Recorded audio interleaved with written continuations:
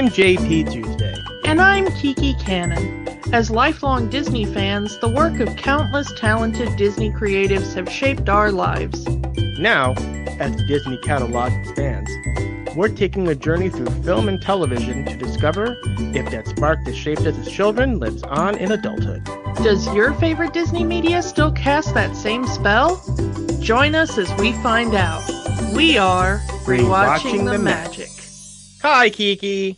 Hi, Tuesday. Our last Spider-Man related episode before No Way Home releases. And since there's a rumor about multiple Spider people being in that movie, we decided to bring in one more person for this episode. Welcoming back to the show our good friend, Insane Ian. Oh gosh, it's me. Hi guys, hello. Hi. So yeah, you got a white dude, a white lady, and a Latino dude, so we have Peter, Gwen, and Miles. Clearly, yes. Spider-Verse is being unleashed once again. And this will be the second time that I've played Peter B. Parker. I'm okay with that. Oh yeah, because you did that Spider-Verse song with Devo Spice and Luke Ski. And yes. Hi, I'm Pete. It's sure nice to meet ya. I fight supervillains when I'm not eating pizza. I'm just like that last guy, though my hair is much darker. My driver's license says my name is Peter B. Parker. With all of those wonderful, fun people, Creative Mind Frame, Lexicon artist, Bunny Gordon, all of those were all in there. Yes, that was a good time. That was for, of course, the animated Into the Spider-Verse movie, not for the upcoming No Way Home, which is part of the Spider-Man Home trilogy. Now that they've used Home in all three titles, this is officially the Home trilogy. We are getting a sequel to Into the Spider-Verse called Across the Spider-Verse. Part 1 comes out in October. They've split it up into 2 movies now. A Spider-Verse trilogy. I think my favorite meme about the Spider-Man Home trilogy is Spider-Man talking to Odin and Odin saying, "Are you Spider-Man, God of Homes?" Which kind of brings up that a missed opportunity to call the new animated series Spider-Man Homeroom. Although here's something kind of cool about that animated series, the freshman year. So there is an artist on Twitter who was doing like fan Spider-Man webcomics and was also working on Animaniacs with our good friend TV's Kyle. And so I saw their webcomics and they're amazing. And had to bring them down briefly, or actually probably permanently, because she said that she was involved in another gig. And then about a month later, it was announced the Spider-Man animated freshman year series, and she's a storyboarder on that. So I was like, oh, that's awesome.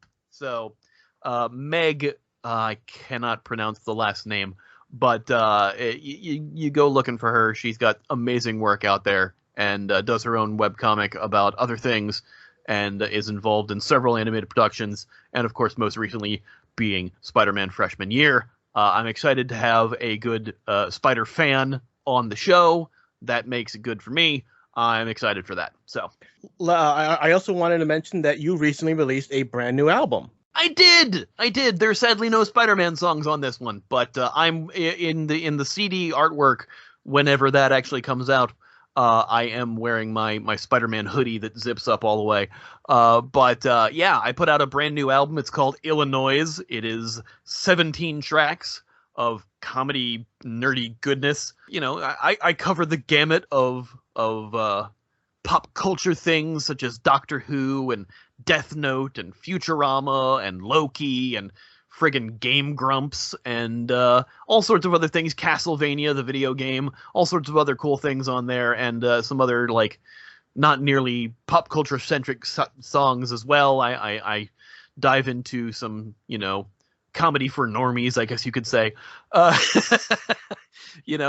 do some not nearly as geeky centric songs, just some general comedy songs as well. So it is out now on Bandcamp. If you go to insaneian.bandcamp.com, you can pick up my new album, Illinoise, as well as the live album, Illinoise in Illinois, that was recorded at FumFest in 2021. Which we were both there for. Both me and Kiki were there which for. Both Kiki and Tuesday were there for. And but it'll be on Spotify and Apple, iTunes, Music, whatever the hell they call that thing now, later on. So who's the one behind timekeepers who drops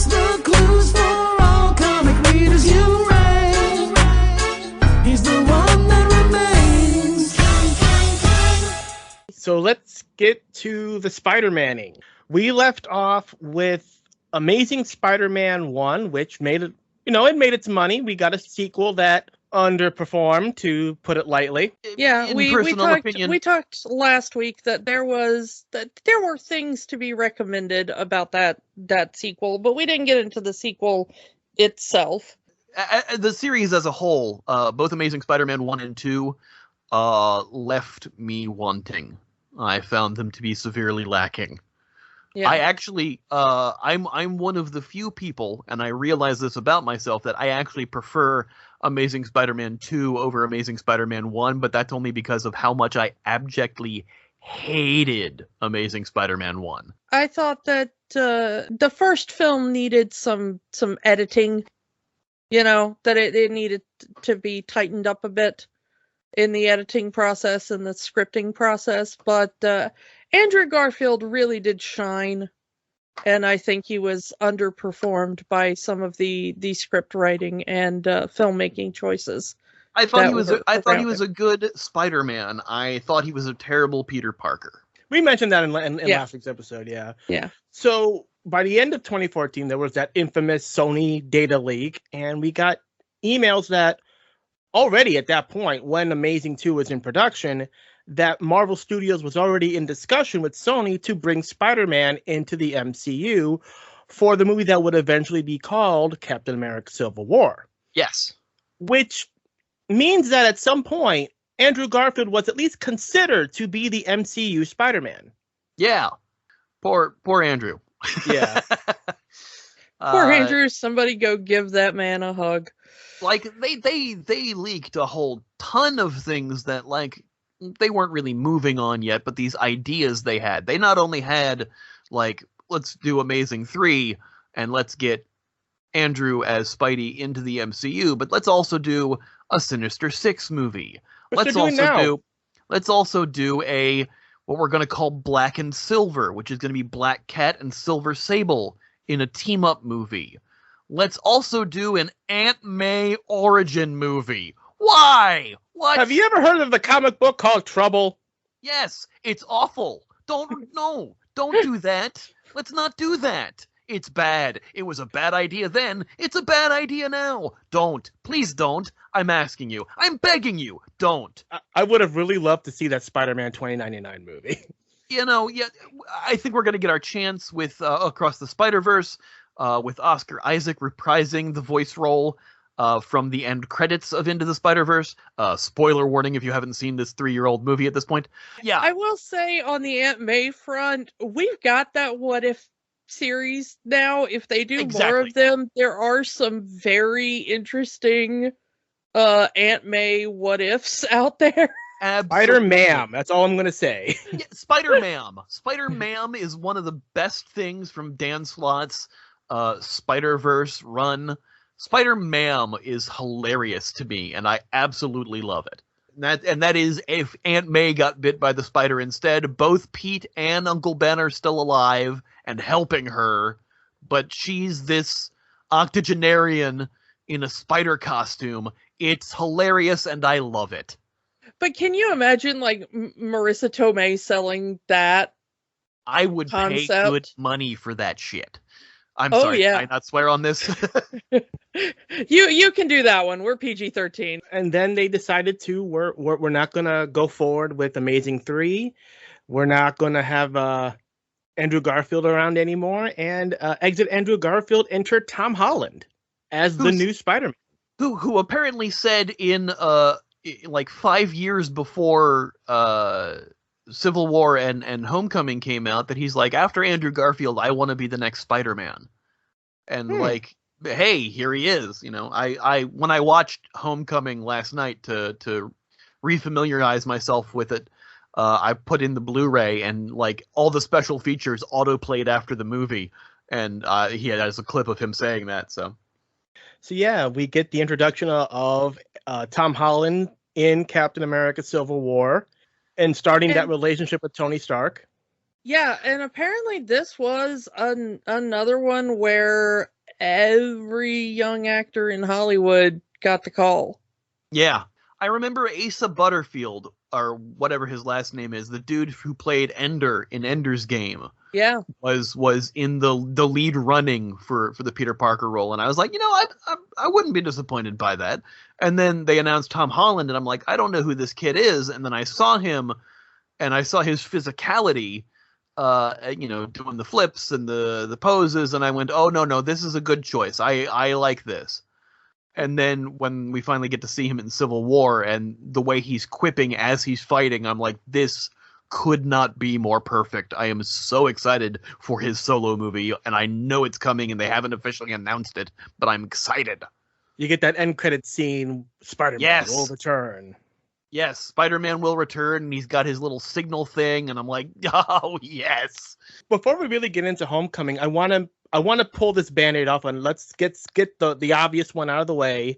Peter Parker in the MCU has more in common with Miles than Peter Parker of the comic books. And that's something that's kind of common with a lot of the MCU interpretations of characters, because you've got 70 years of comic history to pull from, and the modern day quote unquote adaptations of those characters, the reimagining that they did with the Ultimates comics line has been a lot of what they've been adapting for the films. I mean, just look at Nick Fury.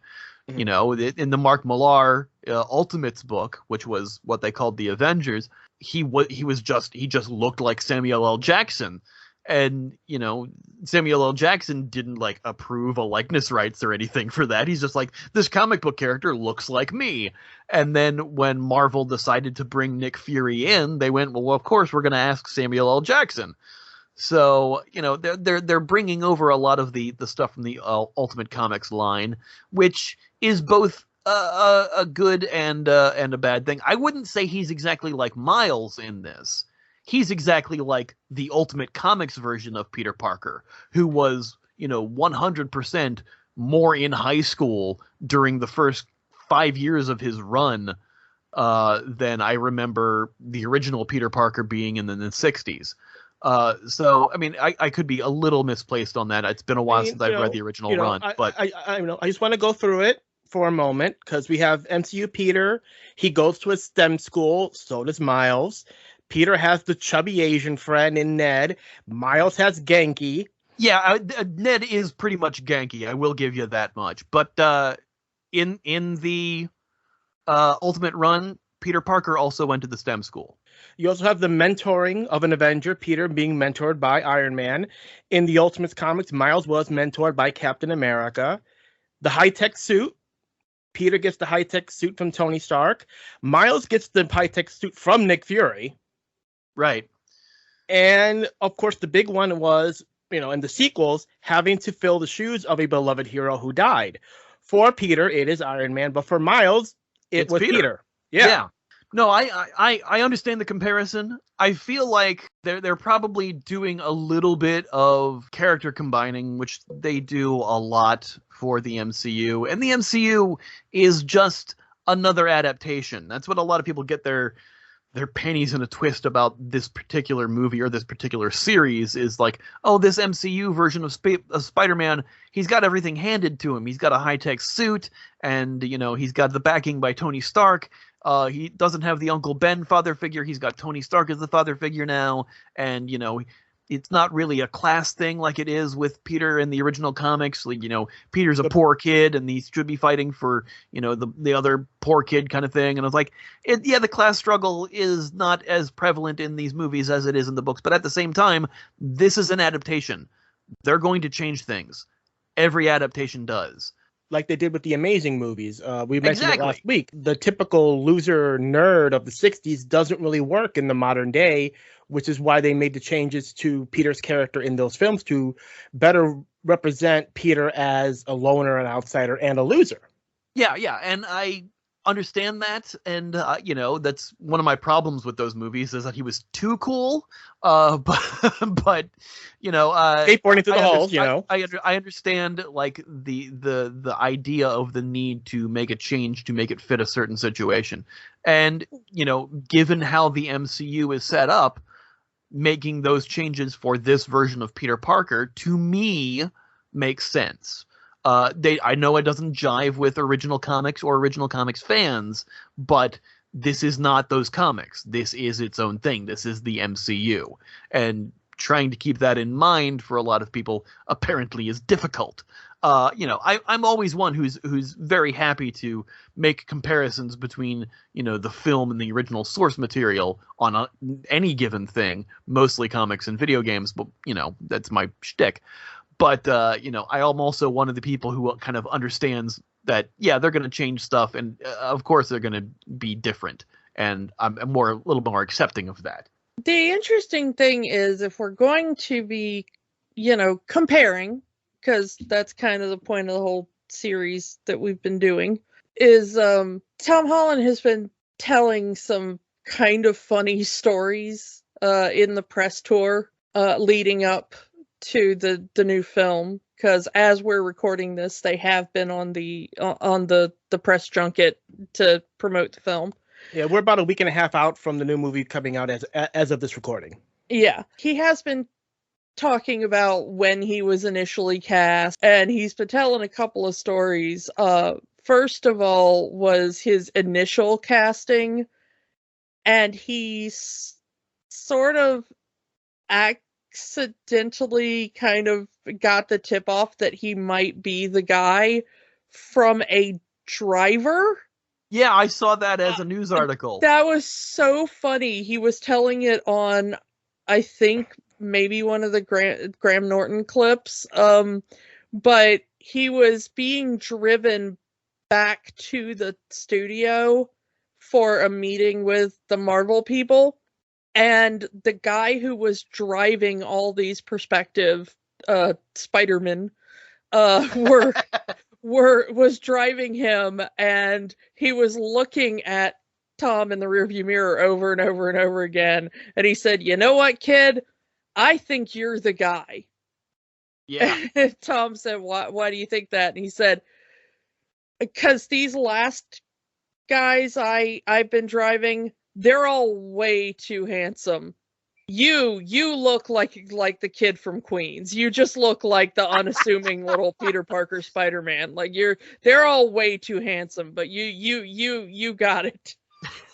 Articles I saw had all the headline of Tom Holland basically found out he was cast by hearing it from a quote unquote too honest driver. Yeah.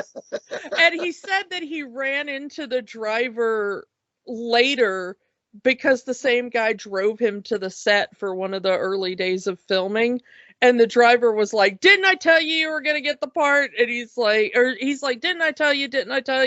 Don't you remember me? I told you." And he was like, "What did you tell me? That I was gonna get the part, or that I was too ugly?"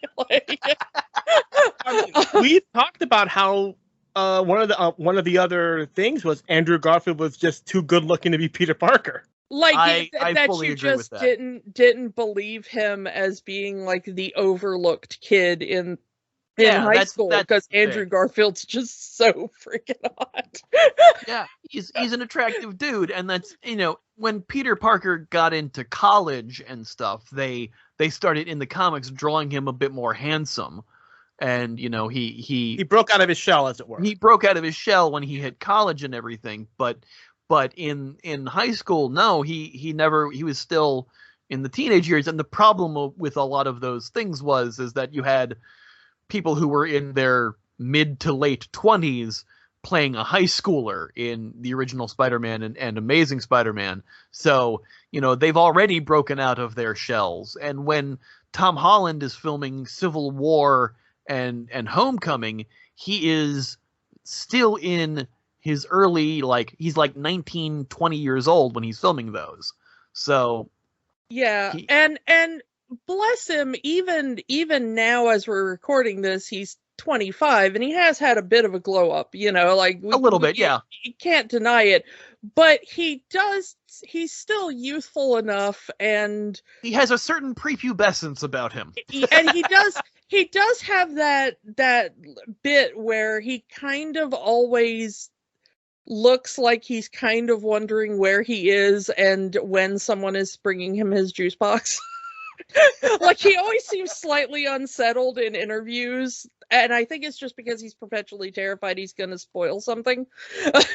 They don't let him go on interviews alone anymore because of his propensity to spoil things. Especially now, I mean, he's doing these interviews with Zendaya, and that's like his girlfriend. He's like, he has to look over, like, am I going to say the wrong thing, babe? Yeah, they have a built-in minder now, fortunately. But on the Avengers ones, they always sent like Benedict Cumberbatch. I think was kind of his minder for most of them. I saw an interview recently where Tom Hiddleston was doing Loki promotions, and they asked him something about Loki that was kind of spoiler, and he was like, no, you have mistaken me for the other Tom. I'm not the one that gives spoilers. I was like, whoa, just like huge honestly, on Tom Holland out of nowhere. They really should have given Benedict Cumberbatch an extra credit as Spider-Man Wrangler. That's just really what it should happen. They put Doctor Strange in No Way Home because they're like, how do we get Benedict Cumberbatch to keep minding Tom Holland for the rest of the MCU? Yeah, you got to get the science beard bros going there. And since Tony's out of the picture, you bring in the other becoated guy. But the other good story about why Tom Holland is such a good Peter Parker is apparently on the lead up for Homecoming to do research. He did go to like a science magnet school somewhere in New York and just like slipped in as just a student for a couple of days. Perfect. And apparently, they were like, who's the, English kid that's just hanging out? And so some students were like, who are you? And are you like a new exchange student or something?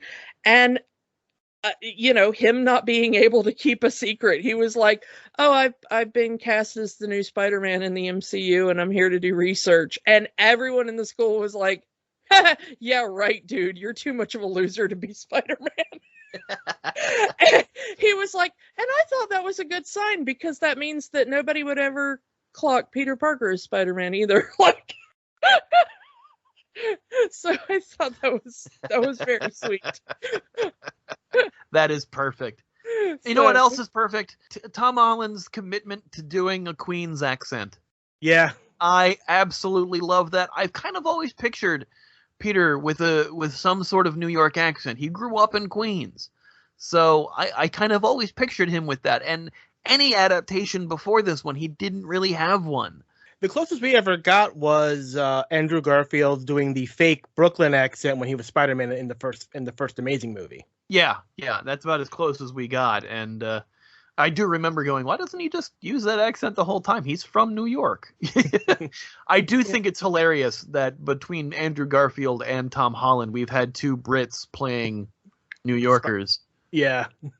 Playing Spider-Man specifically. And that's also one of my favorite interactions in Civil War is, Cap and Spidey, where you from, kid? Queens, Brooklyn. I love that interaction. So I don't like anybody that doesn't say that this film doesn't play with the working class hero thing, because this film is all about the working class nature of Spider-Man.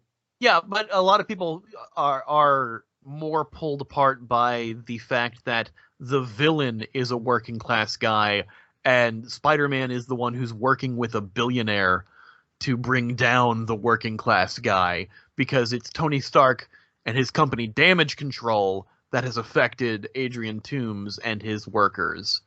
And they're just trying to make a living, but at the same time, yes, they are selling guns to criminals and high-tech weaponry. So there is that dichotomy of the struggle there and all the weird shift between, what class is actually fighting for what class. But, yes, Parker's still a poor kid. He lives in an apartment in Queens. Yes, he is working as part of the Tony Stark intern program. But to miss the idea that it's not like he doesn't understand where Adrian's coming from and why he's doing it for his daughter. He even says as much to Parker. To say that the class struggle isn't there at all, or that it's been flipped because Parker now works with a billionaire, is just missing the biggest picture overall. Which is a nice way to adapt Adrian Toomes, because in previous adaptations, whether it be the cartoon or the comic, Adrian Toomes is always portrayed as a rich guy. Yeah, Adrian Toomes is a rich guy who robs banks in a high-tech flying suit that works with the power of magnets, because it was the 60s and nobody understood magnets, apparently. Magnets, how do they work? You know, he was always just robbing banks to kind of accrue more wealth. He's not just an old dude. He's just a very old dude in a vulture costume, which I think Mr. is Burns. friggin' hilarious. Yeah. A strong wind would knock him over if it weren't for the wings and his control of them. Comics are weird, man. Because comics. Yeah. And it's also that Vulture was going to be the villain of Raimi's Spider-Man 4. From all the storyboards before they abandoned the project, was that Vulture was going to be the next villain. There was going to be a quick snippet of Mysterio in the opening sequence, and on all the storyboards, when they pull the fishbowl off, it's Bruce Campbell as Mysterio. So and hopefully they also would have built up to Dylan Baker's Kurt Connors being the Lizard, which is another thing that was rumored to be in 4, hence why Amazing Spider-Man 1 had Kurt Connors as the Lizard in it. You know, we missed out on John Malkovich as the Vulture. Yeah, that was one of the rumored castings. There was a rumor that Mark Hamill wanted to be in this film as the villain instead, but He would have done a great job, but I can see Sony saying we need as much star power in this movie as we can. We need to rebuild the Spider-Man brand after Amazing 2 did not perform well. I wouldn't agree that that needing more star power and going with Michael Keaton over Mark Hamill is congruent to that thought. Not saying that Michael Keaton isn't amazing. He did just come off an Oscar win of Birdman, but Mark Hamill is Mark Hamill. I do not want to talk to anyone who doesn't think Mark Hamill is star power. Yeah, exactly. But that said, I do think that going with Michael Keaton obviously was an amazing choice. He's fantastic in this film, and also it gives him the trifecta of winged characters to play. He's got Batman, he's got Birdman, and now he has the Vulture, and so that's important. And of course, Michael Keaton coming back in Morbius in January.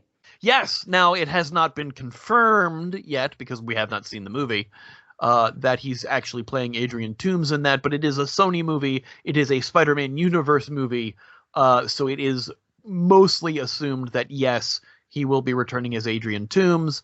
Clearly, Sony wanted someone from the MCU to be in this movie, again, to sell this movie and rebuild the Spider-Man brand. So we do get Robert Downey Jr. as Iron Man in this film.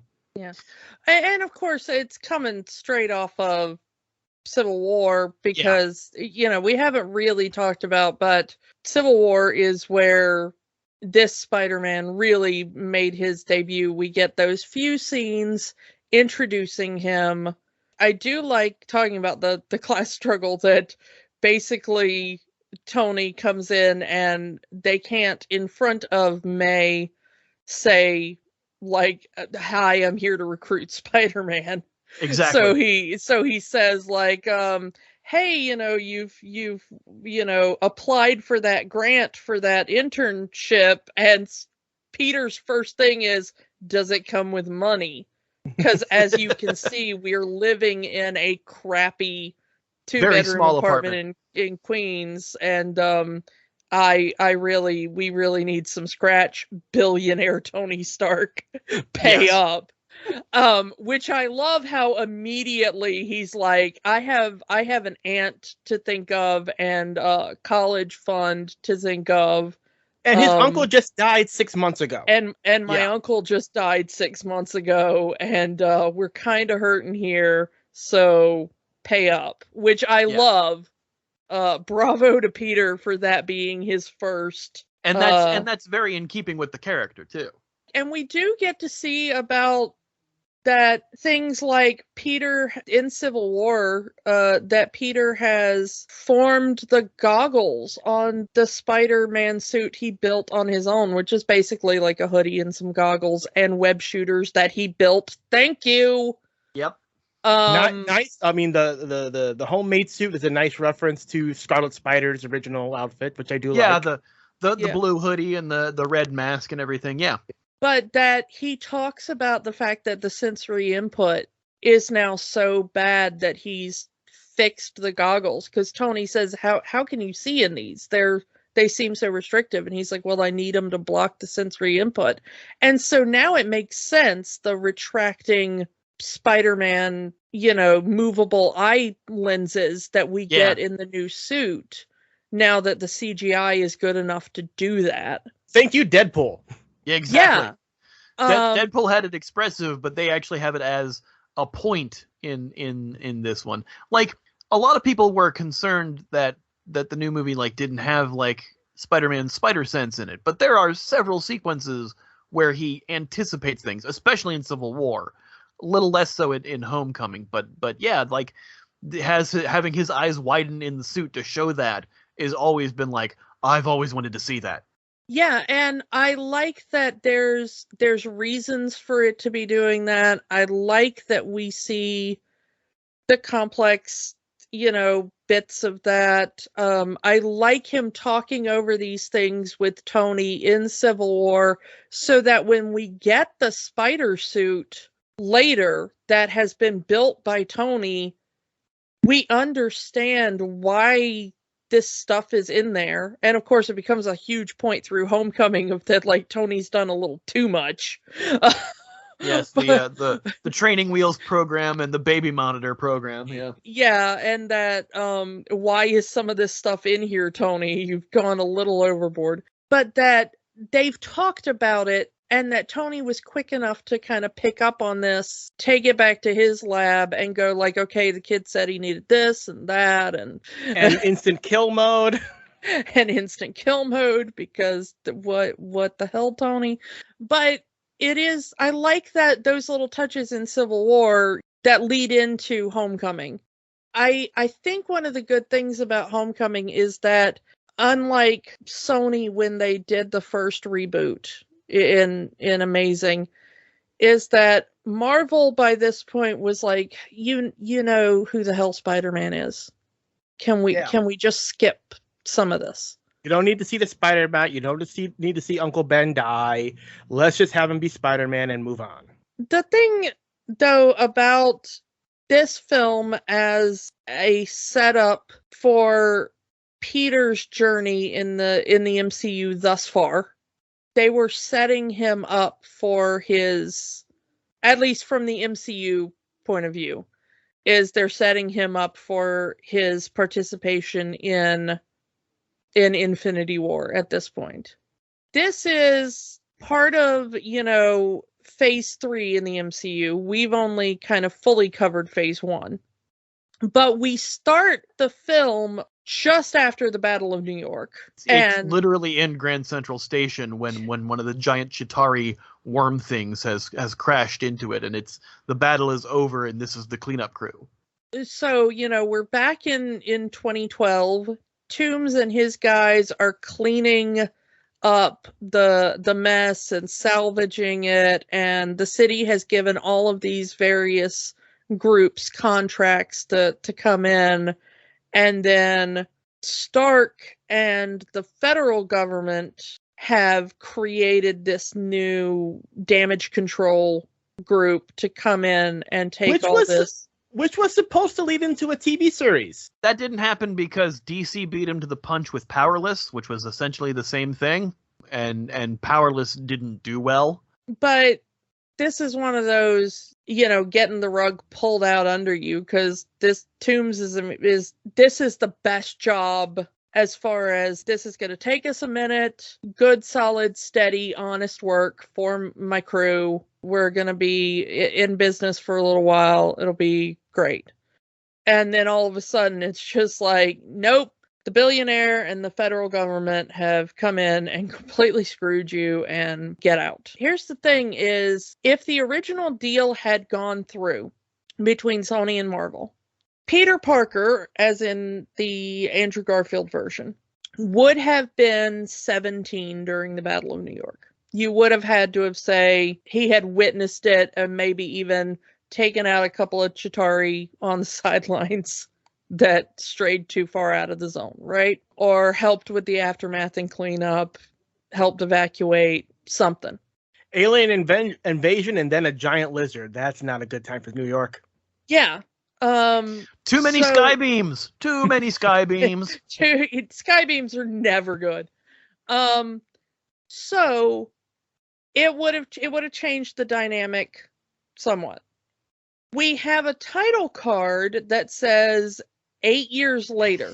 The biggest continuity error. It's not 8 years. It's 4 years. It's 4 years, not 8 years. Yeah. Which definitely screws the pooch. And Marvel released an official MCU thing after that, official timeline thing, and it doesn't fix that. It still says that Avengers was 2012 and Homecoming was 2016, which I think you can actually see on like the academic retreat that they go on. It actually says 2016 on the thing, even though the film came out in 2017. But yeah, like in Homecoming, like it's not just the title card that says 8 years later. Adrian Toomes actually says, 8 years ago we were doing, all these things happened and we were supposed to have this and now we have this. Obviously that's not the exact line. That's too generic to be an exact line, but you get what I'm saying. So yeah. Big oopsie on the opening title card, which caused much confusion and has not ever been remedied. Whoops. Marvel Studios can easily replace the opening of Black Panther with an all T'Challa tribute, but can't change one title card in Spider-Man. Exactly. Now, of course, depending on where you place the timeline, then you get like a 10, 11-year-old Peter Parker witnessing this battle, and a very young Kate Bishop too. Currently on Hawkeye. So we have the thing of, once again, the Battle of New York being the ultimate kind of linchpin moment for basically any event in the MCU. Basically any event in the MCU, which we are still seeing even in the current phase of the MCU right now. Yeah, I mean, it was the linchpin when Agents of S.H.I.E.L.D. was still thought to be connected to the MCU, I am still saying it is. Oh, yeah. And I will fight people. Netflix shows, too. Yeah, the Netflix shows as well. I was going to mention that. They bring up the Battle of New York all the time, because that's what they've dubbed it, is the Battle of New York, And, that was the big event that happened in all the TV shows, and to have that be, that was where the phrase "it's all connected" came in, and to have that be the the signifying point for a lot of people's lives, Kate Bishop, Adrian Toomes, what have you. It was a big event in the world. Gee, I wonder what modern day thing we could relate that to. Let's not do that. Okay. Yeah. But well, it's already come up multiple times as we've discussed these Spider-Man movies. It's affected every single one of the Spider-Man movies that have been made. So why not this one as well? I mean, even if it's metaphorical in this sense, we now have to bring it into what these characters are doing in their school. We've got this big overarching threat of this guy gets mad at Tony Stark, which is fair. Who doesn't get mad at Tony Stark every 5 minutes? I mean, that's another thing people have complained about, that this Spider-Man has to clean up Tony Stark's mess.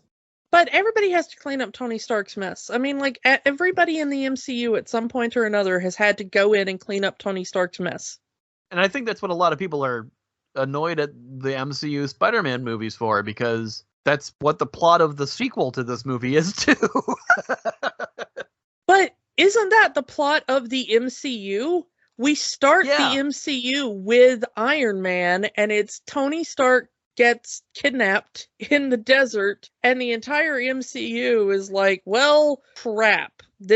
Now we have to exist. Now we have to exist because some billionaire got kidnapped in the desert. The good thing about Spider-Man has always been the relatability of the piece, and in this one, it's just Peter has to survive school life again. And I like the school interactions in this. And I like that we go back to, once again, Peter is just the kind of science nerd, but we've updated him into modern science nerd. He's on the quiz ball team. And apparently, like, the guy on the quiz ball team. Like, they're saying, Peter, we need you on the team.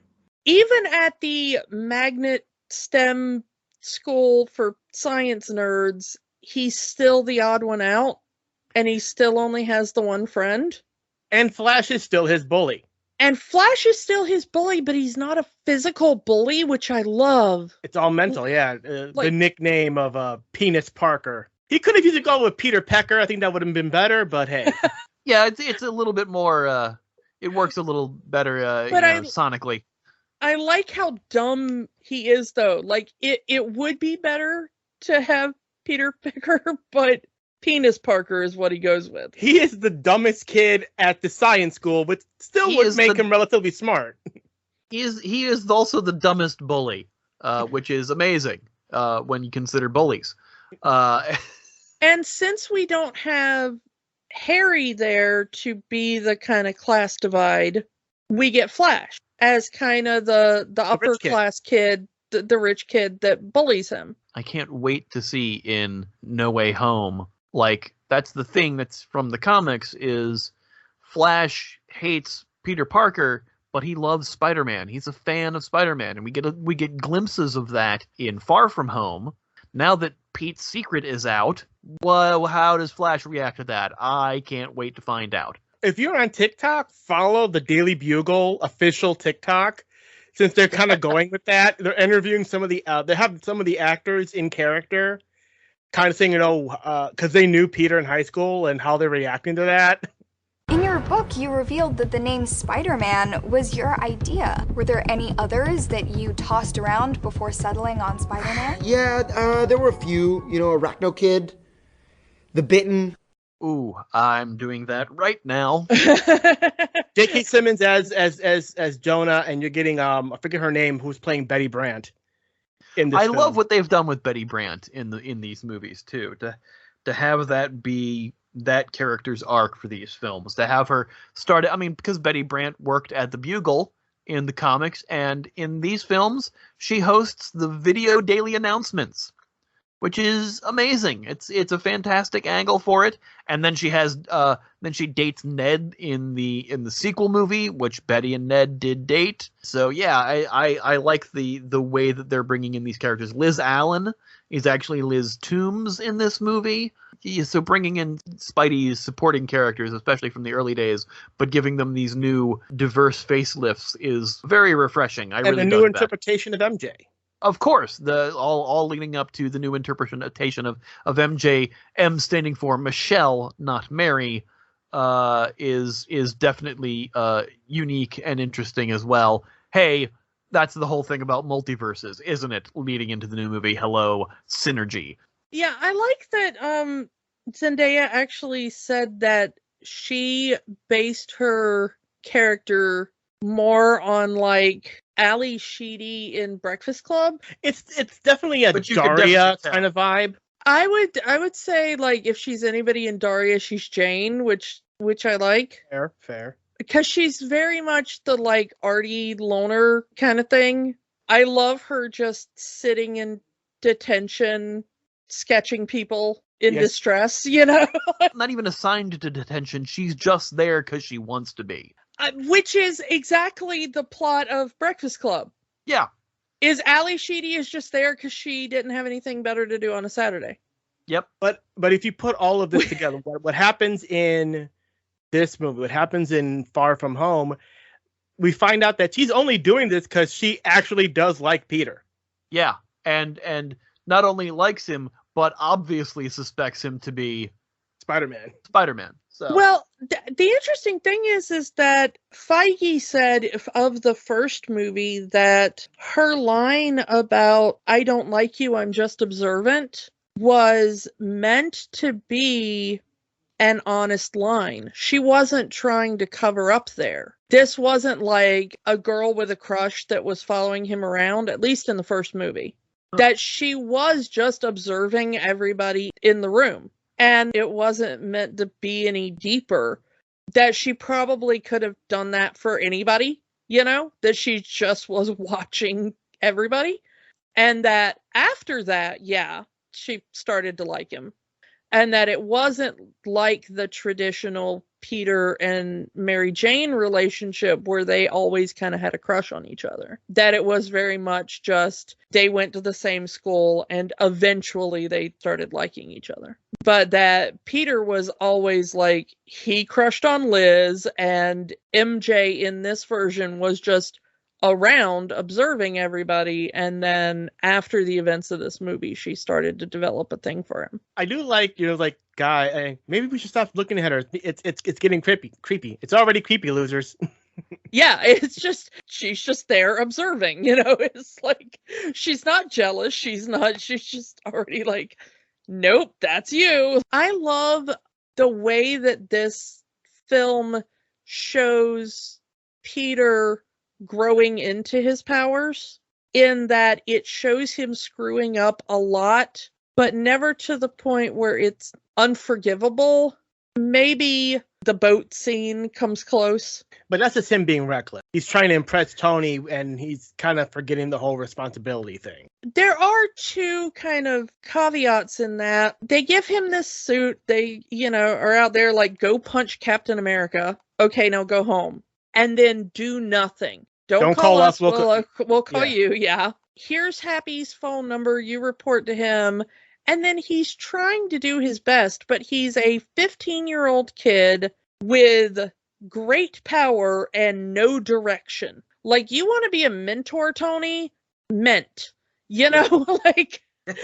you are doing nothing here. You have given this kid a multi-million-dollar suit, as you say later.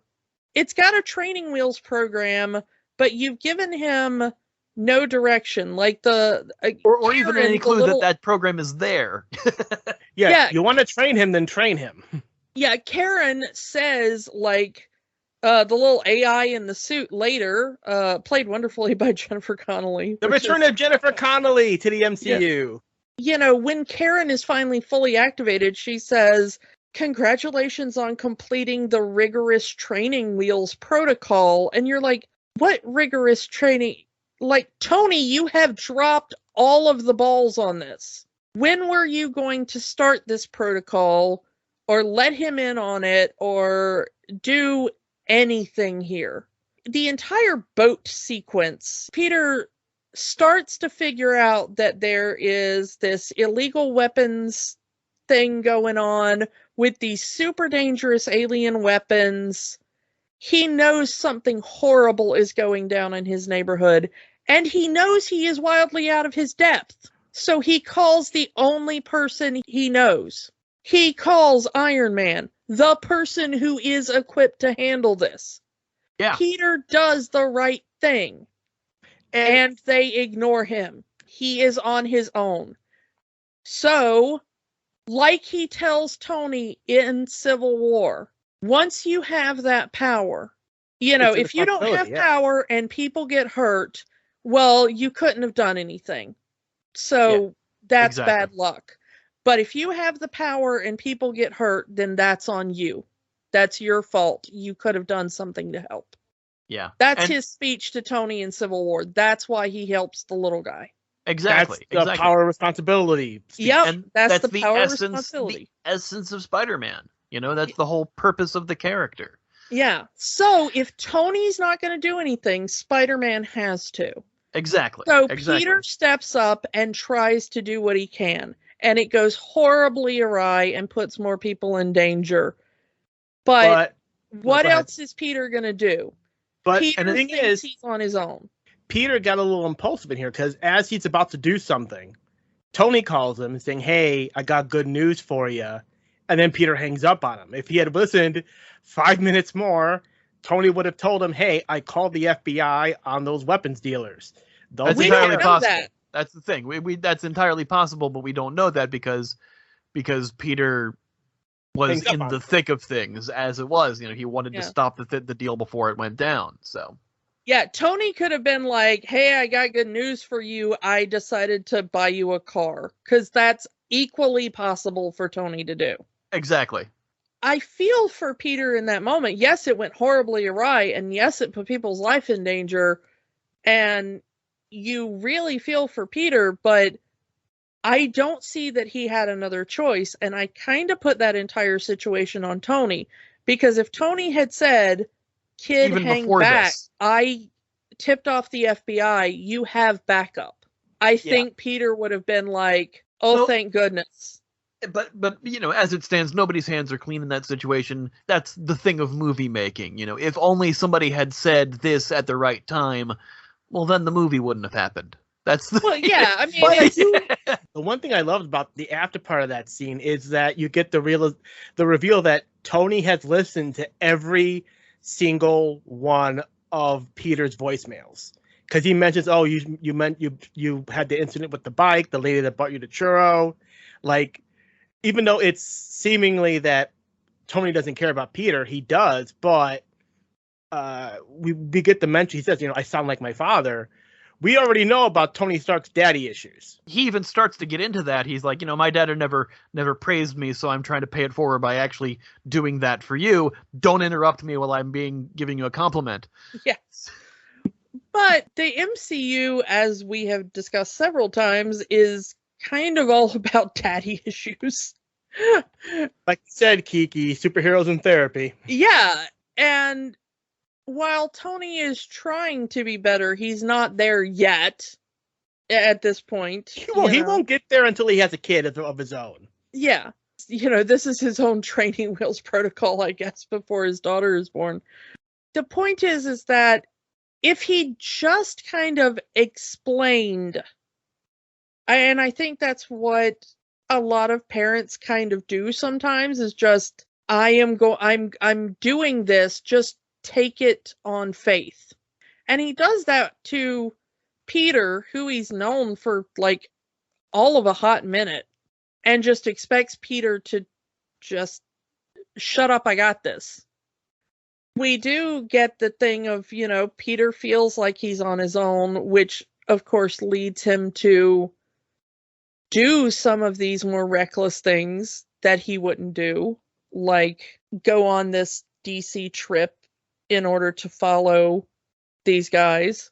Let's talk just real quick about the scene where we get the interaction between him and Donald Glover, because I just love Donald Glover being in this movie for no real reason. I mean, and it works if you know about Donald Glover's love of the character of Miles Morales. He wanted to play Miles Morales. Not just his love of the character of Miles Morales, his love of Spider-Man and him being the reason Miles Morales was created. So, he had said, in one of the casting things when they were recasting Spider-Man for Amazing, then he was like, "I want to play Spider-Man," and Brian Michael Bendis saw him and said, "I'll create a Spider-Man character is more diverse for that fact." And the creation of Miles was based on Donald Glover wanting to play Spider-Man. And to have him play Aaron Davis in this movie, Prowler, yeah, who is the Prowler, who is the uncle of Miles Morales in the comic continuity, is a wonderful nod to all of that. There is outtakes of that scene where he is still webbed to the car, trying to get his keys to cut the webbing, and there's just a later shot of him sitting on the ground with his hand still webbed to the car on the phone, and he says, "Yeah, sorry, Miles, I'm not gonna make it. Yeah, I'm just stuck." And they are fully 100% acknowledging exactly who he is, exactly who his nephew is, who lives nearby. That he mentions in dialogue to Pete when Pete's trying to interrogate him. So yeah, having that be, come full circle in its acknowledgement of not only the creation of the character, but also his love of the character and his love of the, the whole series, it was an important get, The thing is that we talked before in the that the first two movies that we talked about in this series did the, night Gwen Stacy died homage, and we get it again in this film. Only this time it's in an elevator. Yeah, this time it's in an elevator, and this time it's not Mary Jane, it's not Gwen Stacy, it's Liz Allen. Liz Allen Toombs. Yeah. We get a reference to the first movie with Peter hanging upside down and Karen saying, "Kiss her, Peter." Yes. And Which I I like thought that was we hilarious. don't. I like that we end up with a comedy bit. You Yeah, know, of him the just web snaps and he just you know. falls into the ether. Yeah, and I like Flash being like, "Do you know Peter Parker?" I know that we're going to get another homage to it. It's in the trailer. Yeah. It's in the trailer. Maybe it'll be cut. Although they're using it so heavily in the marketing that I am not holding on to that hope too tightly. Although there was a scene in this in Homecoming that was so heavily used in the marketing, and I had to see Homecoming twice to make sure that I didn't miss the scene. The vulture coming down the dragon spine. There is a scene that was cut Dragon where spine? neither of you go to DragonCon, but the Oh yeah, this movie was filmed in Georgia. it was. They filmed part of it in the Marriott Marquis. If you watch Loki, you will now recognize this as the interior of the TVA, where all of the statues of the timekeepers are. It's that really impressive, strange-looking structure that all the elevators come down. That is a real thing, and people who go to DragonCon have nicknamed it the Dragon Spine because it looks very bony and very impressive. And it is used in a lot of movies, and Marvel really loves it now. Yeah, Marvel really loves filming in Georgia because it's cheap. It's Tax cheap. breaks. You get a lot of tax breaks, yeah. They Super did cheap. obviously film on some New York streets. Yeah, they filmed in New York, but a lot of the interior stuff was filmed in Georgia for this one. But they filmed a scene, and it was heavily used in the trailers. And everyone who's ever been to DragonCon lost their minds when the trailer for Homecoming came out. Because there was this very impressive shot of the vulture breaking through a non-existent glass ceiling and flying down. Yeah, I kind of remember that. And it's from the not trailer. in the film at all, and I've never known what the context of that missing scene was. Marvel having misleading scenes in a trailer? Yeah. No. Yeah, that's unprecedented. Why is I mean- Lizard's neck snapping back in that trailer? No one's hitting him. It's only in the Brazil trailer. It's not in the American one. Oh, or here's a hero shot of all the Avengers plus the Hulk running towards camera for Infinity War, or even in Spider-Man Far From Home, where he's wearing his regular Spider-Man outfit and not the Iron Spider outfit. Yeah. When he's doing the charity thing and the Hagen Glaven. Let's erase Spider-Man from this group shot in the Civil War trailer. We haven't revealed him yet. Exactly, because we haven't Yeah. revealed him yet. Like, One thing I want to bring up is when Peter finally gets the cojones to ask Liz out, and she's like, "Yeah, I know you like me. I like you too. Let's go out." I love that one of the things that she says is you're awful You're at terrible. keeping secrets. yes. Which we've mentioned as other Spider-Man has had a lot of problems keeping their secret identity. He has hints of spider sense in Civil War, but has no hint of it when he's crawling into his own bedroom that Ned is there. Well, here's the thing. We've talked about this in the fact that there are two competing things here. Because in the comics, Spider Sense has on multiple occasions protected his secret identity. Yeah. But it also has a blank spot where it will not trigger against people who are not a threat to him, people who are Exactly. very close to him, like Aunt May, or like sometimes a best friend like Ned. And the two people we don't see it trigger on during this film are Ned and Aunt May. Yep. who both learn his secret identity that way. I'm just glad they I said it last week, but yeah, I'm glad they just ripped that Band-Aid off right in this movie that Aunt May knows. That's the thing about the MCU.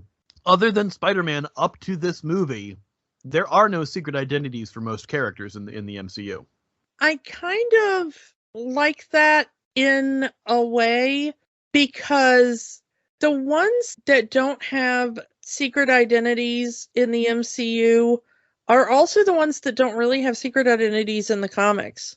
Everybody knows that Tony Stark and Iron Man are the same person in the comics. Yeah, but they didn't initially. Iron Man was Tony Stark's bodyguard for well, yeah, that's true. 20 years, 30 years at this point. So. And at some points, Rhodey wore the costume just to get people off the scent that Tony might be Iron Man. Exactly. But it is much more unbelievable today that somebody would be able to keep that up. One thing to add to what you were saying is that in a world where everyone has a high-def camera in their pocket in the age of social media, anyone could be recording Spider-Man at any time, seeing him crawl into this apartment and take his mask off. That's absolutely true. Like Hawkeye and Black Widow and stuff like that, they don't wear masks in the MCU iteration. Because they're not superheroes, they're spies. So once something like the Battle of New York happens, people were around, people were watching, people were filming. Immediately it's going to be like, oh, hey, it's that Hawkeye guy that had a bow and arrow during the Battle of New York with his face fully showing. So with Spider-Man, it's a little bit easier, though, and it's more important to protect him because he's a kid. Yeah, he's 15 in this movie, so yeah. Yeah. But the reason I bring up the Liz scene is it leads to probably one of the most adorable Peter Aunt May scenes ever, where Aunt May is teaching Peter how to dance. Yeah. And teaching him how to tie a necktie. It's like, this is like ultimate mom in Aunt May. Yeah, absolutely. And even the Ultimate Universe version of Aunt May, which, they aged younger in the Ultimate Comics.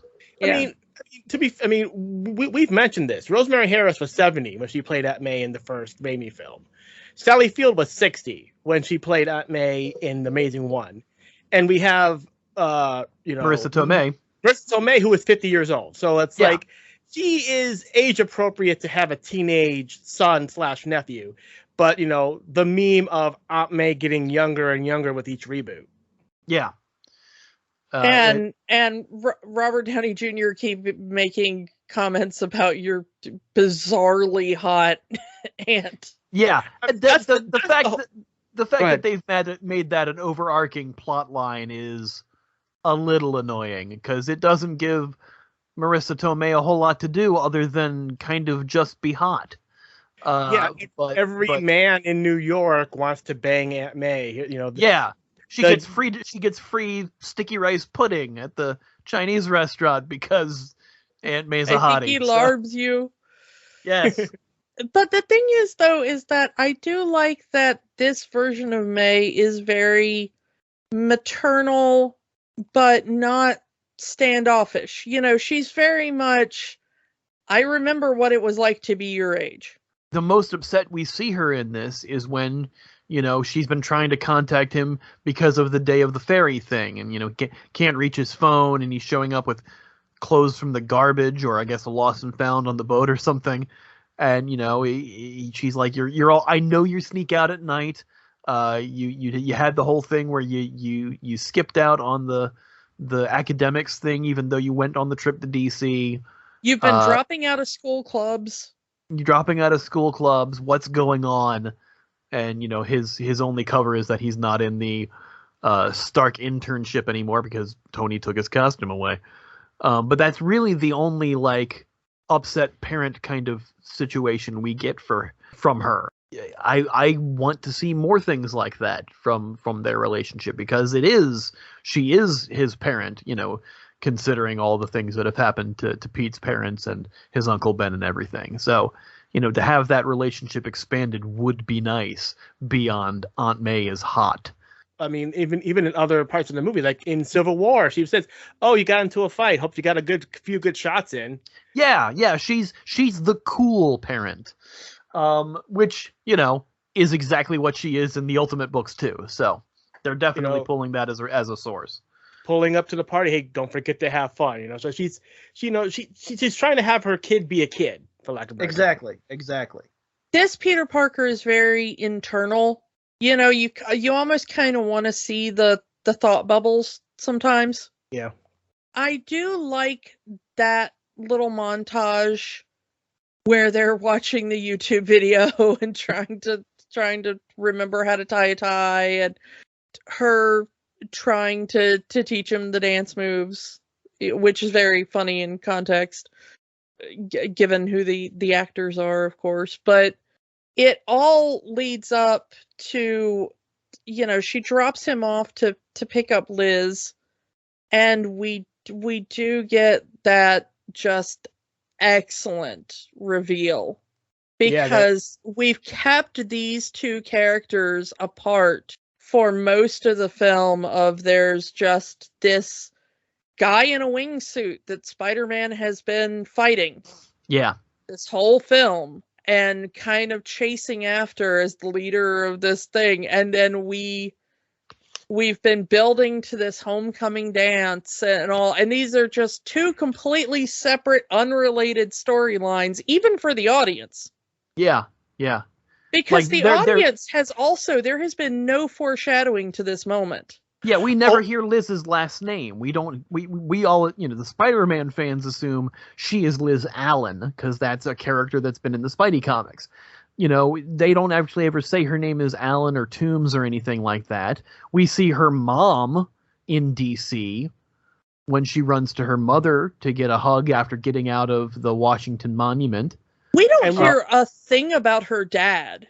At all. We get a line that Toombs has a daughter. Yes. His daughter through the thing. He sees the report of Spider-Man saving the people in DC on the news, but he doesn't acknowledge that it was his daughter that he rescued or anything like that. To have that be the big reveal. And I love the weird switch of, like, he's nervous because he's taking Liz out and her father is intimidating, but to Pete, he's intimidating for a whole lot of different reasons than most dads are intimidating. Like, in all of the pictures that they're taking together, smile, take a picture with Liz, and he's, like, looking at the dad, and it's like, it's not because he's distracted, and, like, he just kind of, like, pushes the corsage near her. He doesn't really acknowledge to put it on her for her. Like, even though she prompts him for it, he's very concerned with the dad figure. And to anyone outside of that situation, it's just looking like, oh, he's intimidated by Liz's dad because it's Liz's dad, not because he's an international criminal arms dealer dealing in alien technology and has been trying to kill him. And that's what Liz kind of goes with, like, just ignore my dad. He's intimidating, but just ignore him. And the thing is even at that moment, Toombs thinks he's just a really weird kid who is overly intimidated by the "don't touch my daughter" act. Yeah, and it's only when he starts putting things together in the car trip that he figures out that Pete is Spider-Man. And Adrian Toombs is the smartest person in the Marvel universe. Yeah, he is. And well, next to MJ, because MJ did figure it out too. We don't find that until the sequel, but he puts it together in the car trip. And I honestly think, like, had Pete not walked into the homecoming dance at all, if he had just gone from Liz going into the dance and Pete being in the car and then suddenly not showing up at the dance at all, Liz would have figured that her dad scared him off or something like that, Yeah. And I love the framing of the realization, because they're at the red light, and as soon as he figures out, the light turns green. It's like, it's cheesy, but I like it. Yeah, it's storytelling in its most simplistic, and it's entertaining because of that, I think. But yeah, no, it's always. It's a cool reveal. It's a cool reveal. I'm glad they saved it for that point. You know, we know Adrian's got a kid because he's got the drawing of the Battle of New York in the very opening, the cold open of the movie. So, yeah, and the interesting thing is that I love the scene where he's like, hey Liz, go into the dance. I gotta give your boyfriend the dad talk. awful little dad talk. And then he pulls out the gun. Yeah. And he starts going like, look, you've saved my daughter from the Gwen Stacy fall, so I'm gonna not shoot you in the head right now. So we're gonna call that even, and you're never going to interfere with my business. Yeah, you're never gonna come near me again. Here's the thing. He pulls a gun out of the glove box, but he hides it behind the headrest of the car next to him, of the seat next to him. So Pete can't ever see that gun. Sure, the spider sense may be tingling, or his Peter sense, as they call it in the other movies. Peter Tingle. I hate that name. Tingle. But, yeah. I absolutely hate it, but we're supposed to hate it. That's the thing. Yeah. You're supposed to not like it. But you don't ever see the gun. Pete never sees the gun because of the way that he's sitting and the way that he's holding the weapon. Somebody else outside of the vehicle 100% could see that weapon. And I hope, it's not a scene that's in the movie, but I hope that that's a scene that's like, oh, Liz, I saw your dad talking to Pete and he was holding a damn pistol. Maybe that would explain why Pete had to run out of the homecoming, because I always feel bad for characters when they do things and they don't explain them and people get mad at them. That's a weird thing about me. It's I hate that I feel that way about of that. Yeah, it's the whole awkwardness of situations, and like that's the thing I had a problem with earlier. Like if people would just explain things, yes, probably the movie wouldn't happen, but also people's feelings wouldn't be hurt. Yeah. You just want to hug Liz and be like, I'm sorry your dad's in jail, but also Peter Parker isn't a bad guy and he didn't intend to hurt you in that situation. No, Please just give him a call. He's got some things going on too. Yeah. The thing is, though, is that even knowing his life is on the line there and even knowing what it's going to cost him, the good thing about this version of Peter Parker is there is no hesitation. Yeah. Gun to his head, he still leaves his phone in that car to be tracked. Yep. By Ned. Yep. Because he knows that this business trip, this final business trip, honey, you won't have to worry about me going off ever again. Is a front. Is just a front. He's about to pull a big heist and Spider-Man needs to be there to stop it. He needs to do his Spider-Manning. And so he walks into the dance, immediately says, like, I really want to stay here and dance with you, but I can't. You deserve better than this. Yeah. I love that he's got an old suit stashed underneath a row of lockers that he just lifts.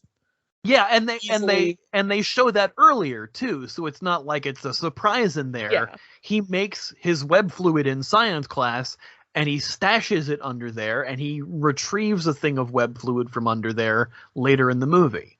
Yeah. So it's not like it's been Chekhov's Spidey suit. Yeah. I don't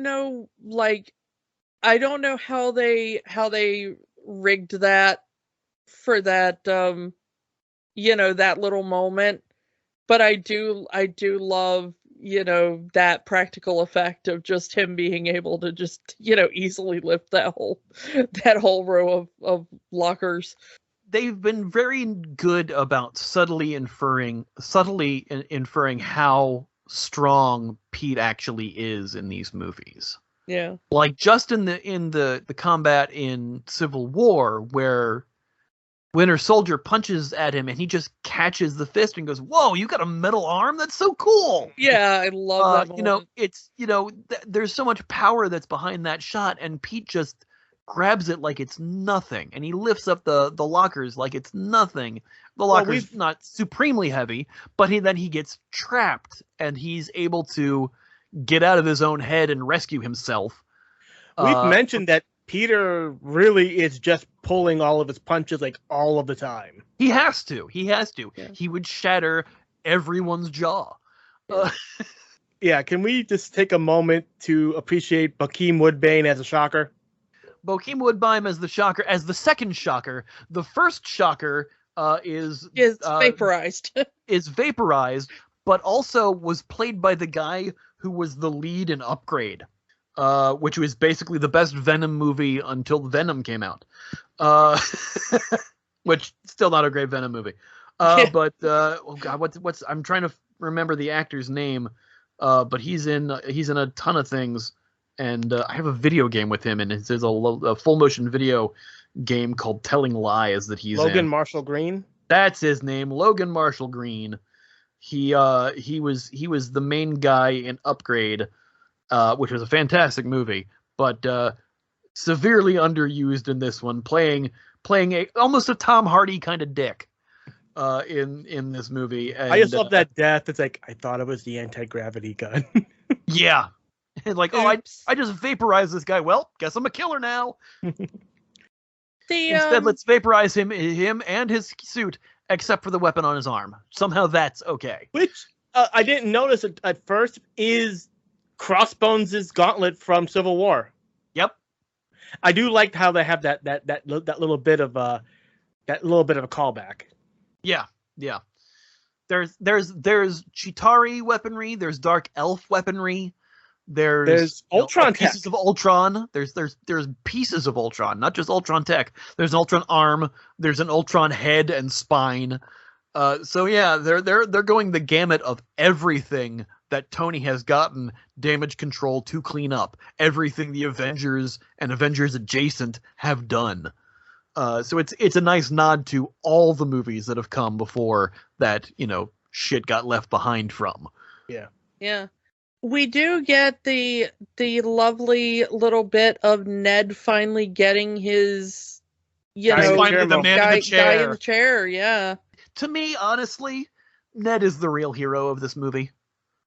Yeah, he's the Samwise, He's the Samwise of the movie. He's the Ganky of the movie, in appearance and friendship position. But the moment he saves Spidey from Shocker by picking up the web shooter, he's really the guy who saves Spidey's bacon by tracking the phone while Spidey's out wrecking Flash's dad's car. Because we need to have this an Audi commercial in the middle of our Spider-Man movie. Exactly.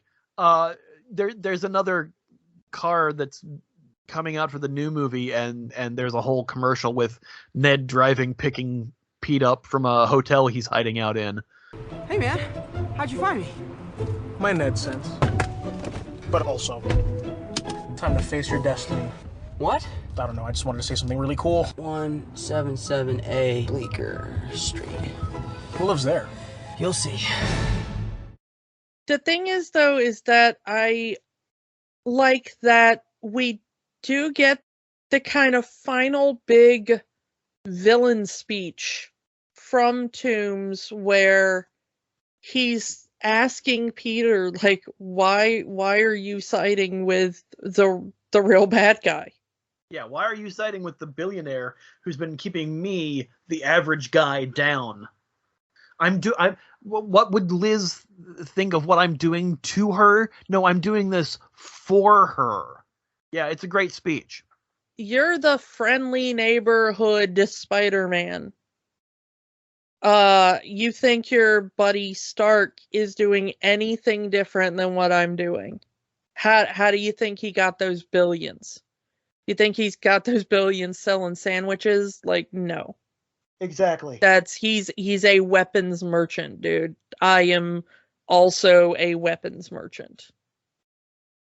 There's what exactly is the difference here?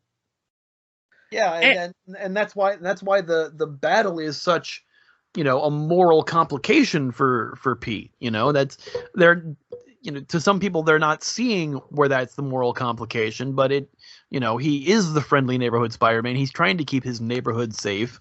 He wants Toombs to do something that's not as dangerous for the community and for his family, and he's even the guy who's like, look, you're going to blow up. I'm going to save you. I don't care that you're trying to kill me. I'm not gonna use the auto kill on the suit to kill other people, and I'm not gonna let you die on my watch either. And that is so much the essence of Spider-Man. We've mentioned this in the other 2 episodes. Spider-Man is not a killer. The only time Spider-Man has been a killer was when it was not Peter Parker. It was when Otto Octavius took over his mind. Yeah. When it was Otto's brain in Parker's body. The closest in the movies has been when he was under the influence of the symbiote. Yeah, and you know, he thought he killed Sandman and ended up didn't because it's Sandman. But that's as close as we get. And again, that's another outside influence. Parker in his essence is not a killer and wouldn't. But when you're being influenced by an alien symbiote, obviously things are a little different. We get at the end of that scene between Toomes and Peter my favorite moment in the entire film, which is, you know, Peter trapped under the rubble and him hearing Tony about, if you're nothing without the suit, then what are you, you know, with the suit. A lot of people wanted that to be the moment directly from the comics where Pete is trapped under the building or the machinery, and what gets him to lift up the thing is thoughts of Mary Jane or Gwen, or I think it's actually Gwen, and thoughts of Aunt May, and I can't leave them alone, and that's what gives him the strength. But in this, it's you know, Tony's speech to help rile him up. It's all serves the same purpose. You know, I mean, again, right out of the comics, he looks into that pool of water, sees half his face, half the mask. And I love that shot. Such a good shot. Come on, Peter. Come on, Spider-Man. Come on, Spider-Man. Yeah, you know, and it's not as poetic as Stan Lee's writing when Stan Lee's trying to get him motivated, like, got to think of Aunt May, and I can't leave my family alone. I have people that I'm responsible for. It's also not a 60s comic book anymore. I like this because it shows that, yeah, everyone says, oh, you know, everybody else fixes Peter's problems for him. But in this moment, at his lowest point, there is no one coming to help him. Yeah. You see him yelling out, help me, and no one is coming. The only person he can count on in that moment is himself. So he finds the strength within himself to lift that building off of him. And he knows he has to face the Vulture alone. Exactly. Yeah, exactly. Nobody knows he's there.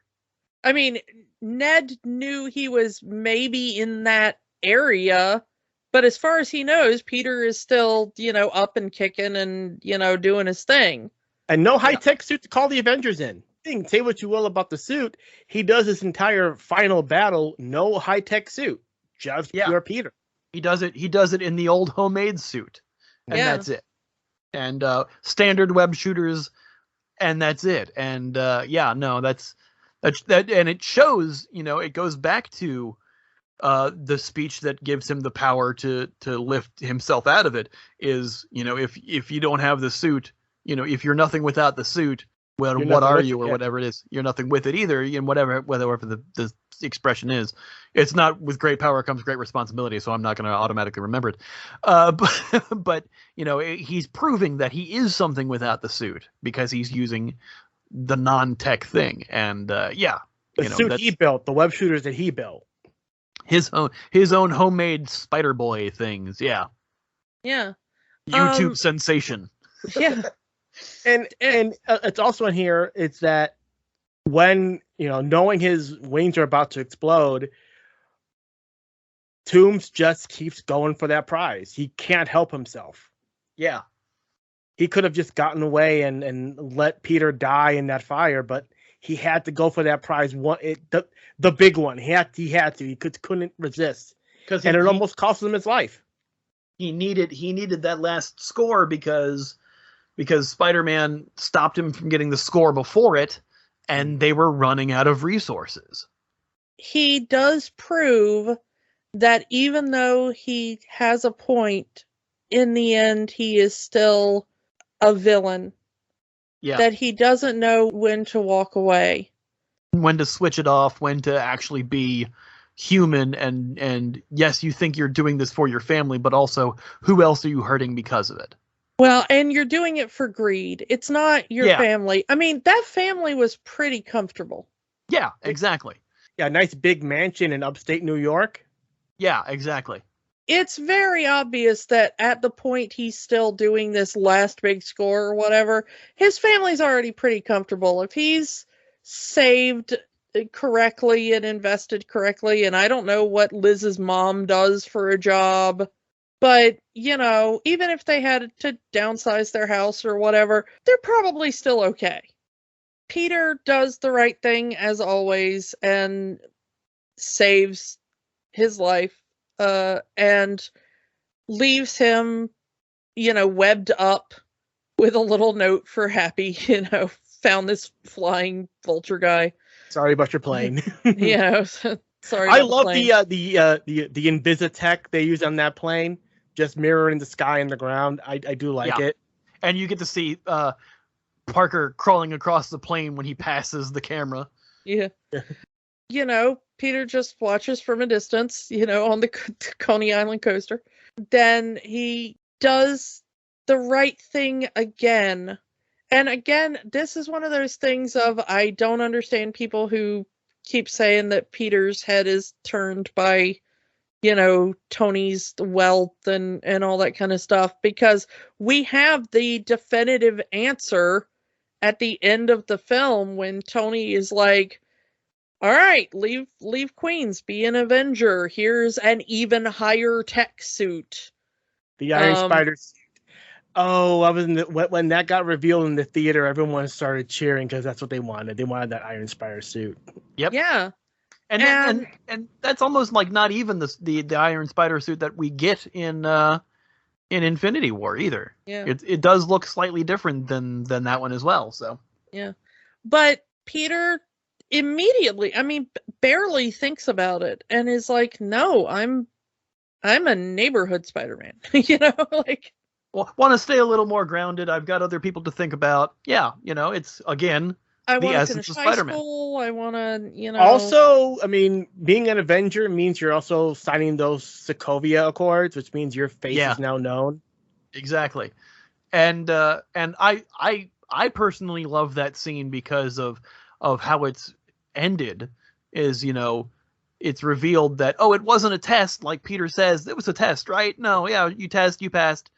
And then out comes Pepper, and we clearly see that there are 50 reporters in there, and they have to think of something to fill up what they were going to announce. Instead of announcing Spider-Man is joining the Avengers, proposal maybe? Is that it?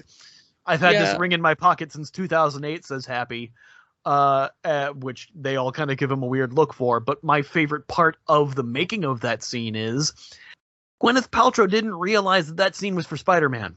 Oh, yeah, I was going to mention that. She's talking with Favreau, and he's like, you know, and then we shot something for Spider-Man, and she goes, I'm not in Spider-Man. And he goes, yes, you are. She like had no idea that scene that she shot was for the Spider-Man movie. She thought it was for Avengers. She thought it was for some other Avengers thing. So I think that is amazingly hilarious. Which that also got a cheers in my theater when I saw it, because again, we thought Gwyneth Paltrow was done with Marvel. Yeah. And then she just pops up at the end of Spider-Man saying, "Hey, what's going on, guys?" I like that they've brought some people back that we thought were done, like Natalie Portman for Thor is coming back for Love and Thunder, which I'm very excited for. Came back and did like one or two kind of pickups for things for Endgame when they went back and used footage from Thor: The Dark World and didn't have a certain shots. They had her come in for those. So yeah, but it's very nice that Peter, you know, he chooses to stay in Queens, you know. Tony gives him back the suit. But we do get the one last little bit in the school where you get the reveal of this Michelle chick is our MJ. Yeah, you know, there's a future here for them. And I love the little bit where she does that, like, what kind of secret are you hiding, Peter? You know, what are you? And then she's like, yeah, I don't really care. But then she gives him that look like, again, we find out in the sequel that she suspects that he's Spider-Man. We do get that one last little bit where, you know, Tony returns the suit we've been seeing all movie, and he puts it on after making sure that Aunt May is not home. But doesn't shut his door. But he doesn't what shut his teenager door. does not shut his door when he's doing questionable things in his own room? Yeah. And of course Aunt May sees him and we get the what the fuck, you know. Yeah, Which has now become a running gag in these movies. What the And then I do love how they played with the post credit sequence with Captain America being like, you know, when you wait for something and then it's just not it's so really good. that interesting. Yeah, And it was such a little dig, and I loved it. On the Blu-ray of the movie are several Captain America PSAs. Rapping with the Cap.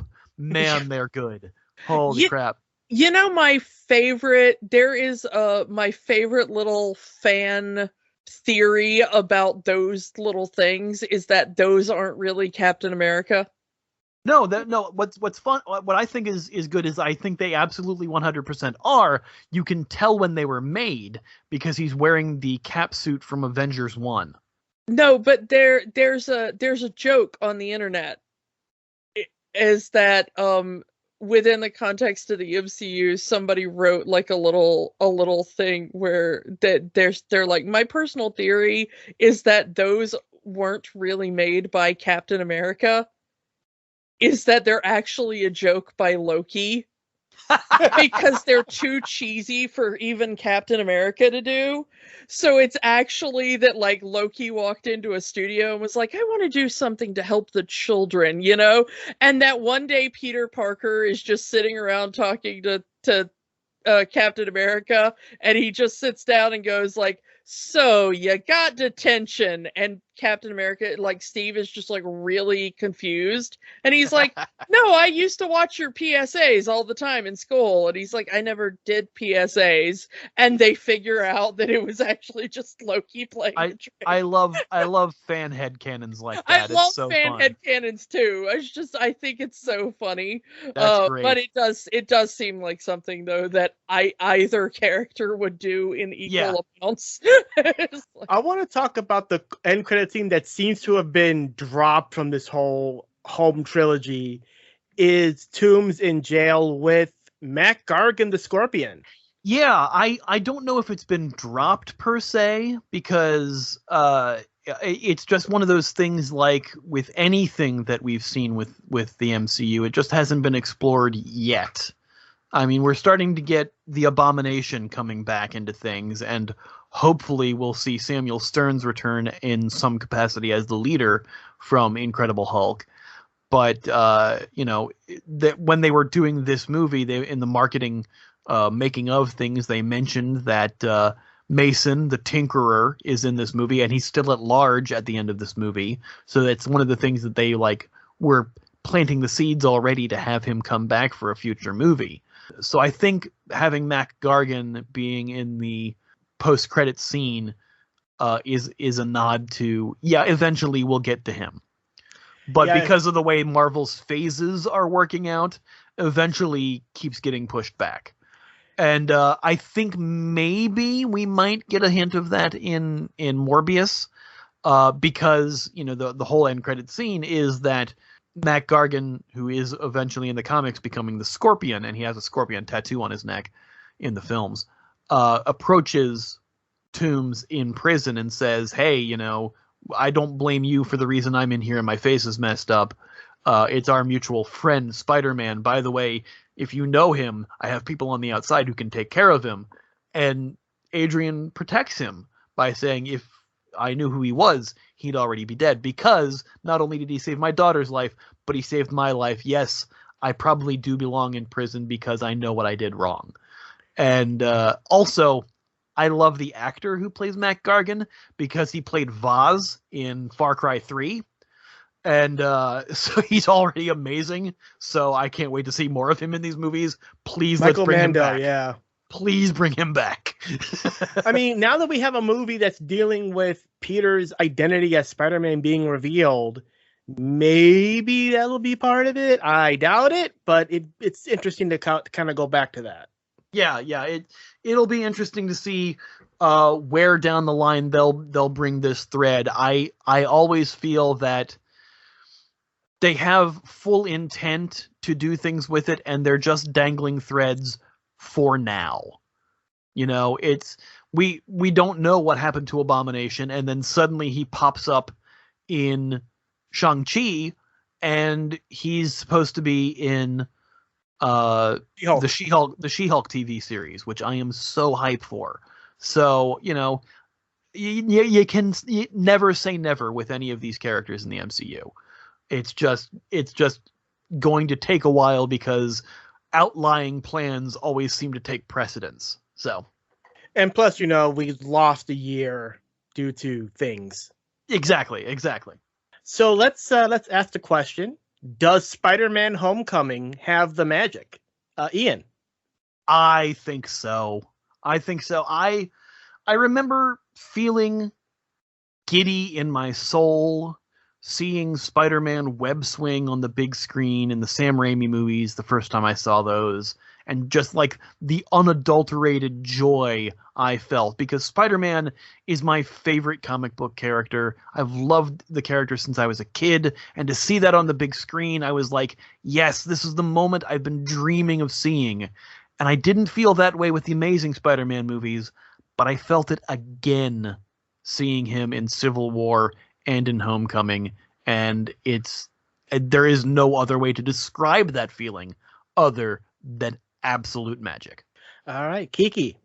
I talked about how absolutely disappointed I was with the first iteration, and how much better, you know, I liked Amazing Spider-Man, but how I felt that it was kind of plotting and in some of the story.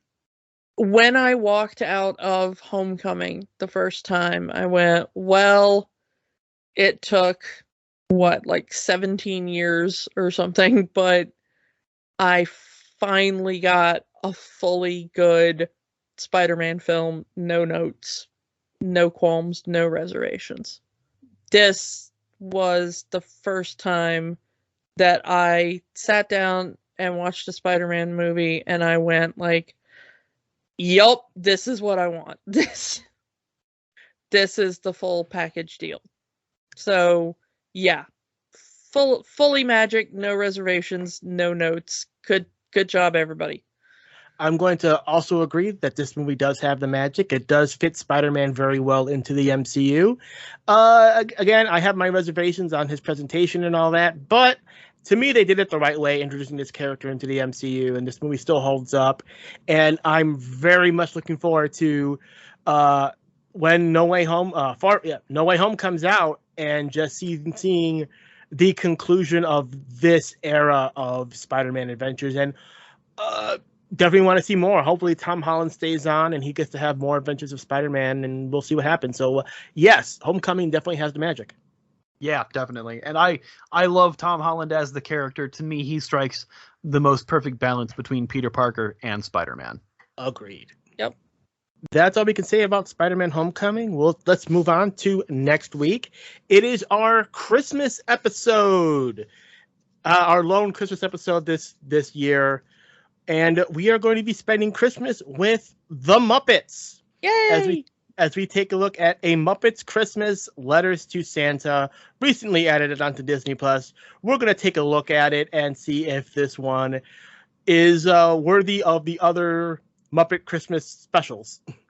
Yeah, so Ian, before we go, why don't you plug all the things that you would like to plug? Sure. Well, you can find my music at insaneian.bandcamp.com. I have a couple of songs about Spider-Man or Spider-Man adjacent things on several of my releases there. You can also pick up my brand new album, Illinoise, which is available on Bandcamp. I'm also on Spotify, iTunes, Apple Music, whatever you call it, Amazon, YouTube, and I have my own YouTube channel, which is youtube.com/insaneian. You can subscribe there. I do weekly videos where I react to comedy music videos, but I also release my own comedy music videos there as well. Or if you want to see those things early and get my music early, I have a Patreon, of course, patreon.com/insaneian.